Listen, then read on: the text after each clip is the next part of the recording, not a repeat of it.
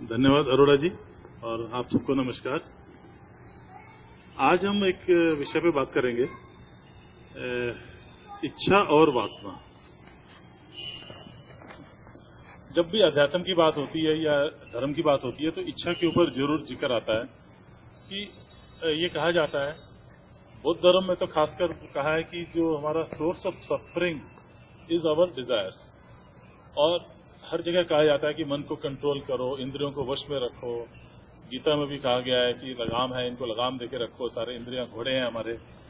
और अब इच्छाएं हमारा मेन शत्रु है। अध्यात्म या धर्म में इस चीज का बहुत बार जिक्र होता है और एक सही भी होता है, पर एट द सेम टाइम समस्या यह है कि पूरा जीवन इच्छा से ही चलाएमान। इनफैक्ट हम जब पैदा हुए हैं वो भी इच्छा की वजह से हुए हैं। हमारे अंदर कोई ना कोई इच्छाएं थी, हमारे समझ लो आत्मा में। और जब पैदा होने से लेकर अंत तक हर कदम हमारा एक एक स्टेप इच्छा के बिना हो ही नहीं सकता। इनफैक्ट आज हम यहाँ बैठे हैं तो हम सबकी इच्छा थी कि यहाँ पे आए। तो कुछ भी बोलना हो, कोई भी सेंटेंस बोलना हो, कुछ भी खाना हो, कहीं भी चलना हो, अच्छा काम करना हो, बुरा काम करना हो, कुछ पाना हो, हर चीज के पीछे इच्छा है। तो क्या तो अध्यात्म का अगर ये कहते हैं, अध्यात्म में बोला जाता है कि इच्छाएं हमारी शत्रु हैं, मन को कंट्रोल में रखो, मन की इच्छाएं तो भागती हैं, उनको बस में रखो।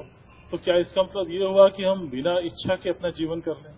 क्या इसका मतलब ये हुआ कि हम नीरसता की तरह रहें, जीवन मुक्त हो जाएं? मतलब जीवन मुक्त क्या बोले कि इसको जीवन से भाग जाएं, एक तरह से ये बोले। जीवन मुक्त तो एक अलग स्थिति होगी, जीवन से परे हो जाएं, इनर्ट हो जाएं, एक तरह से वेजिटेबल की तरह से रहना शुरू कर दें। हम अपने मर्जी से कुछ नहीं करें, जो बिल्कुल हाथ पे हाथ धर के रहें। क्या अध्यात्म ये कहता है?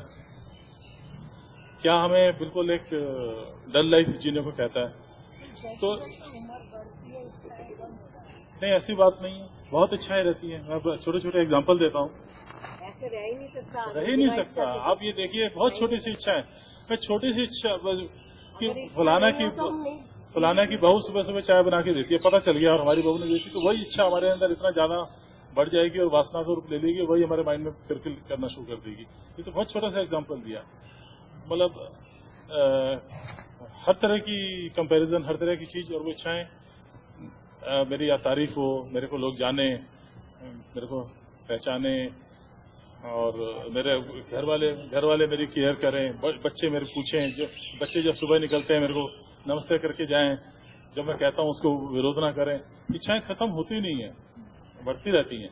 पर इच्छाएं एक मतलब पर क्या बिना इच्छाओं के हम रह सकते हैं? ये भी मतलब वो तो बिल्कुल एक डेड लाइफ हो जाएगी। तो क्या इसका समाधान है? ये एक विरोधाभास है जीवन का कि इच्छाएं हमें चाहिए भी और इच्छाएं हमारी शत्रु भी हैं। तो यहां पे एक शब्द आया है वासना। इच्छा और वासना में फर्क थोड़ा सा है, पर वो फर्क ही हमारे पूरे जीवन का स्वरूप बदल सकता है। अगर हमारी इच्छाएं वासना का रूप ना लें तो इच्छाओं से भरा जीवन बहुत ही आनंदित और हंसमुख और बोलते हैं लाइवली जीवन हो सकता है। पर कभी भी सही अध्यात्म हमको ये नहीं सिखाता कि हम लाइवलीनेस खत्म कर दें, जीवन तत्व खत्म कर दें। क्योंकि जीवन मिला ही क्यों? जीवन में इच्छाएं मिली ही क्यों? उसी से तो सब चीज चलायमान है। तो हम उस चीज को बंद कैसे कर दें? जीवन को निष्क्रिय कैसे बना दें, रंगहीन कैसे बना दें, वो कैसे कर दें? तो कैसे हम इच्छाओं तक सीमित रख सकते हैं और इच्छाओं का आनंद ले सकते हैं, जीवन को रंगीला बना सकते हैं, जीवन को पूरा जीवन भरा बना सकते हैं, और साथ साथ वो इच्छाएं वासना का रूप ना लें। और वासना से हमारे जो भी नुकसान होते हैं, सारी हमारे मन के रोग, हमारी प्रॉब्लम, जिसमें चिंता, tension, anger, frustration, jealousy, hatred, वो सब के सब पैदा ना हो, एंग्जाइटी, और हम शांत स्वभाव में रहें और साथ साथ इच्छाओं को भी लें, इच्छाओं को भी पालें और इच्छाओं को पूर्ण करने की कोशिश भी करें। तो ऐसा जीवन कैसे हो सकता है, इस बारे में आज हम बात करेंगे। इसके लिए छोटा सा एक एग्जाम्पल मैं देता हूं। तो पहले भी एक बार बात हुई थी। आजकल फिल्म से ज्यादा सीरियल्स का जमाना है। सीरियल्स में जो भी समझ लो एक्टर्स काम कर रहे हैं, उनकी इच्छाएं दिखाई जाती हैं। उन एक्टर्स उनके साथ इच्छाओं को पूरा करने के लिए प्रयत्न भी करते हैं। प्रयत्न करने के लिए उनको सपोर्टिव चीजें भी मिलती हैं और कोई ना कोई ऑब्स्ट्रक्शन भी मिलती है जो उनकी इच्छा पूरी करने में। जब इच्छा पूरी हो जाती है तो बहुत खुश होते हैं, नहीं मिलती तब तक दुखी रहते हैं। और सपोज इसके अंदर किसी सीरियल में दिखाया गया कि उसका कोई क्लोज इंसान उससे बिछड़ गया तो बहुत ज्यादा दुख होता है, और जब वो मिलता है तो बहुत ज्यादा खुशी होती है। पर क्या ये उस कैरेक्टर जो एक्टर जो पार्ट ले रहा है, क्या वो उन चीजों से अफेक्टेड होता है? वो इंसान जो इस सीरियल में जो काम कर रहा है, वो सारी चीजों की एक्टिंग करता है, उसको ये मालूम है कि सारा का सारा इच्छाएं मेरे अंदर मेरा डायरेक्टर पैदा करवा रहा है। जो मुझे बोल रहा है कि इस टाइम ये बोलो, इस टाइम ये करो, ऐसा सोचो, और वही हमारे इसके अंदर, सीरियल के अंदर, ड्रामे के अंदर, फिल्म के अंदर में फेवरेट सिचुएशन ला रहा है, वही ऑब्स्ट्रक्शन ला रहा है, वही हमें इच्छाएं पैदा करवा रहा है, और वही हमारी इच्छा पूर्ति भी करवा रहा है। उसी के अंदर ही सब कुछ हो रहा है। और इस सब के होने में वो सब कुछ करता है, सारे इमोशन दिखाता है, बहुत बुरी तरह रोता भी है, बहुत बुरी तरह खुश भी होता है। और उसके बाद भी जब वो अपने आप को, क्योंकि मालूम है कि मैं तो एक्टिंग कर रहा हूं, तो उन सबसे अनअफेक्टेड रहता है। मतलब वो जीवन भी जी रहा है, पर उस जीवन का उसको उसके अंदर तक छू भी नहीं रहा। तो ये जीवन भी, हमारा जीवन भी, अगर हम जैसे हम जब करते हैं, सीरियल में पाठ करते हैं, तो हम कर्ता भाव में नहीं होते, हम सोचते हैं हमसे कराया जा रहा है, कोई हमसे करा रहा है। तो अगर हम जीवन की सच्चाई में गहरे उतर के इस चीज को समझ पाए कि मैं ना तो इच्छा मेरी अपनी है, ये इच्छा इस सृष्टि को चलाने के लिए एक साधन है। इस इच्छा के बिना सृष्टि चल नहीं सकती थी, हमारी इच्छा के बिना। तो सृष्टि को चलाने के लिए एक तरीका बना। जैसे अगर सीरियल के अंदर में इच्छाएं ना हो तो सीरियल चलेगा ही नहीं, पहले दिन से खत्म हो जाएगा मूवी के अंदर। उसी तरह से इस जीवन के अंदर में इस सृष्टि की रचना का एक पार्ट है इच्छा। ये इच्छा मेरी नहीं है, और इस इच्छा को पूरी करने में जो एबिलिटीज जो हैं, वो एबिलिटीज भी डायरेक्टर की है, मेरी नहीं है। और जो इसके सामने जो सपोर्टिंग चीजें आ रही हैं, जो अच्छी चीजें आ रही हैं, वो भी मेरी नहीं है। जो ऑब्स्ट्रक्शन आ रही है, वो भी मेरी नहीं है। और जो मिल गया तो वो चीज जो मिली है, वो भी मेरी नहीं है। इसका मतलब ना हमारे को कर्ता भाव है, ना हमारे को भोक्ता भाव है, ना हमारे को अपनी कैपेबिलिटी के ऊपर ये है कि ये मैं हूं। और एक्चुअली सच्चाई है यही। और इस सच्चाई से दूर भी हमें इसी किया गया है, वो भी किसी कारण से किया गया कि हम सृष्टि के अंदर पूरा मन लगा के सृष्टि के अंदर जुड़े। मैं इनको रोकना नहीं चाह रहा था, थोड़ा सा आपको इसके विषय में इसका सपोर्टिव एक एंडोर्समेंट दे दो। पता नहीं कैसे बोल रहे हैं, आई डोंट नो, मुझे फिर भी शक होता है कि ये जरूर गुरु ग्रंथ साहिब पढ़ के आए। ऐसे जो ये कह रहे हैं ना जी, इसका यही भाव है जिसको कहते हैं हम वाणी में, तू आप पे करता, करता भी तू ही है, आप पे भुगता जी, भुगता भी तू ही है। यही बात बता रहे हैं। तू आप पे करता, आप पे भुगता जी, हो तुद बिन अवर ना जाना, और तेरे बिना कुछ और है ही नहीं, मैं सब कुछ तू करके ऐसे जीवन व्यतीत करूं। जैसे इन्होंने डायरेक्टर की बात की और एक्टिंग की बात की। He is blessed, may God bless him again. Thank you. Thank you. ये अध्यात्म की अगर गहराई में जाके हम इस सत्य को पहचान ले, है ये सत्य कि हम अपने आप से एक भी पत्ता नहीं हिला सकते। मतलब जिसको मैं समझते हैं शरीर और मन, जिसको मैं समझते हैं, हम अपने शरीर का एक सेल भी बना नहीं सकते, सेल को खत्म भी नहीं कर सकते। पूरी तरह बड़ा बड़ा काम को क्या करेंगे हम?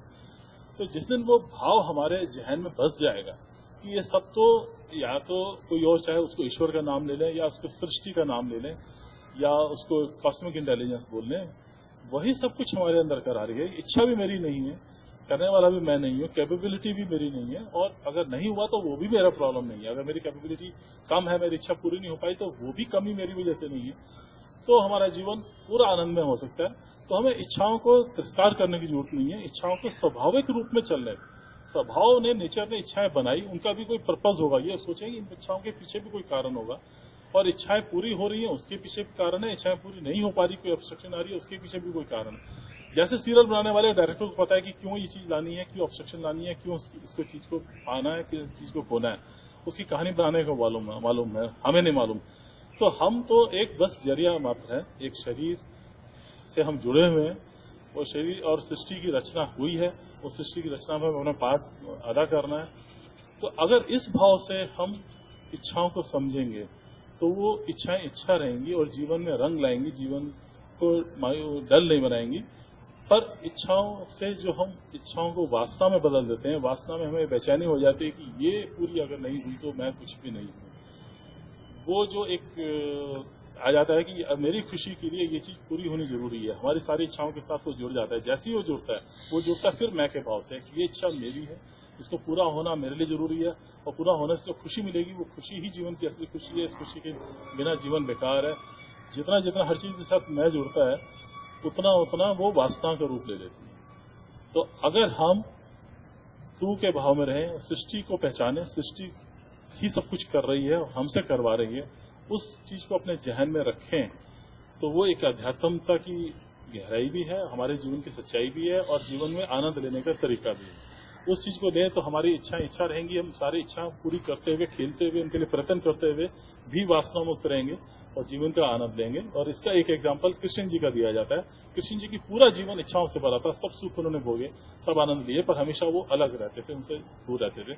अगर हम अपने उस तत्व से जुड़े रहेंगे जो हम सबसे करा रहा है, तो हम सारे जीवन को जीते हुए भी उससे सेंटर से जुड़े रहेंगे और पूरा आनंद का जीवन का ले पाएंगे। धन्यवाद। बहुत अच्छे अग्रवाल जी। इसको कहते हैं आपी ने भोग भोग के होए भस्मण भौर सिधाया। भोग भोगने वाला वही है हमारे में, और कोई नहीं है। तू के भाव में हम जिए, तू के भाव में जिए। अति सुंदर, बहुत अच्छे शब्दों में आपने ये उल्लेख किया। अगर ऐसा कहीं हमें समझ में आ जाए तो मैं समझता हूँ हमारा जीवन और न कि सिर्फ सुसज्जित होगा, मन भी निर्मल होगा, बल्कि जी मैं आपके पास आ रहा हूँ, तो बल्कि मैं समझता हूँ हमारा जीवन सुख दुख से भी ऊपर उठ के आनंदमयी हो जाएगा, आनंदमयी हो जाएगा। मैं आप अपना सवाल ऐसे करेंगे ताकि सारे सुन सकें। जी। मतलब कि जो कोई शराब पी रहा है वो भी उसको वो ही पिला रहा है, वो अपने आप नहीं पी रहा। जी जी जी। तो इसको क्या कहेंगे कि इसका मतलब कि तू ही पिला रहा है। जी, बहुत अच्छा इन्होंने क्वेश्चन किया, बहुत अच्छा इनका वो था। इनफैक्ट इसी जो एक फिलॉसफी है, इसको नेगेटिव टर्म्स में जैसे बात आती है, ये एक नेगेटिव एस्पेक्ट है, नेगेटिव पोर्टफोलियो है। तो जब नेगेटिव टर्म्स में जो ये बात आती है तो उसको जैसे ऐसा लगता है जैसे जस्टिफाई करना जो है ना अत्यंत कठिन हो जाएगा, अत्यंत कठिन हो जाएगा। लेकिन जब हमारे में मैं का भाव ही नहीं रहा, मैं आपको एक चीज अर्ज करूं, ये जितने भी कोई और ऋषि मुनि हुए, कुछ भी हुए, आज भी वो लोग जो जड़ी बूटियों में जो इस प्रकार का कुछ है वो सेवन करते कराते हैं, उसमें कहीं ना कहीं भगवान शिव जी का नाम भी कहीं ना कहीं आता है ना। तो वो सारे ऋषि मुनि और भगवान, उनको भी तो ये सब मालूम था ना कि क्या होना चाहिए क्या नहीं होना चाहिए। फिर मैं आपको बताऊं, सबसे बड़ा नशा जिसको हम शराब की बात कर रहे हैं ना, शराब का नशा तो फिर उतर जाता है। लेट मी एक्सप्लेन, भगवान ने थॉट दे दिया। शराब पीने से जो एक मनुष्य की अवस्था होती है, जो वो ये सोचता है कि जी अब मैं सुकून में हूं,